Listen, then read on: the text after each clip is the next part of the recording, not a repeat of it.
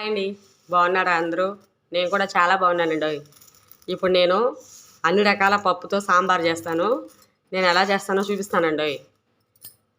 కందిపప్పు, ఎర్ర కందిపప్పు, పచ్చిశనగపప్పు, పెసరపప్పు,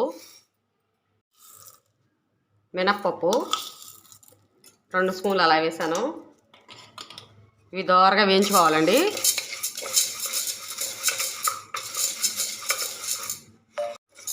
ఇప్పుడు ఇది వేగిపోయింది. కడిగి పెట్టేసుకుని 3 విజిల్స్ రావాలండి. ఇంకోండి పప్పు ఉడిగిపోయింది.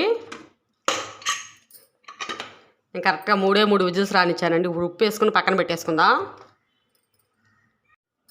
చిటికెడు మెంతులు అండి దీంట్లోనే నేను వేస్తున్నాను. మరి ములక్కాయ, క్యారెట్, టమాటా, ఉల్లిపాయ, పచ్చిమిర్చి అడిగి పెట్టుకున్నాను. వెల్లుల్లి రెబ్బలండి 4,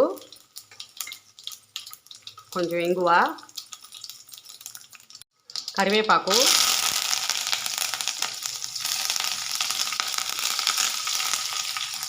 టమాటా కూడా వేసేస్తున్నానండి.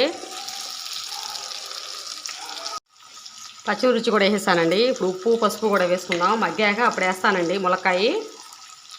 మిగతా కూరగాయలు కూడా అప్పుడు వేసేసుకుందాం.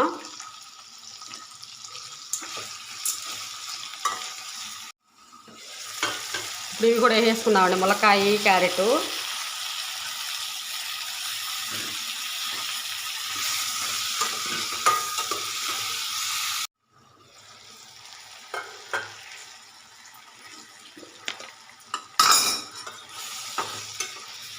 కారం వేసుకుందామండి.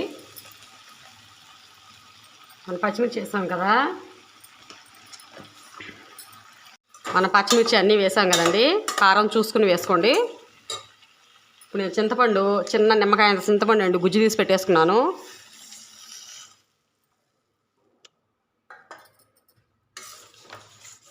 ఒక 10 నిమిషాలు ఇలా ఉడకాలండి ఇవి.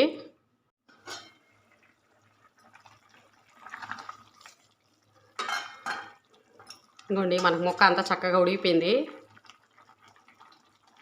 సగం ఉడిగిపోయింది ములక్కాయ ముక్క.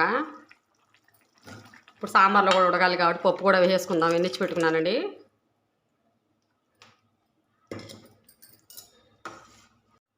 ఇవ్వండి, ఇప్పుడు కొత్తిమీర కూడా వేసేసుకుందాం. సాంబార్ పొడి కూడా వేసేస్తున్నానండి. ఇది ఇప్పుడు తెల్లుతూ 4 పొంగులు రావాలి.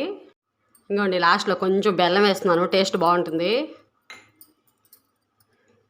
అంతేనండి, సింపుల్. మనం 5 రకాల పప్పులతో చేసిన సాంబార్ అండి. ఒక్క ముద్ద కూడా వదలరండి. ఇలా ఒకసారి ట్రై చేయండి.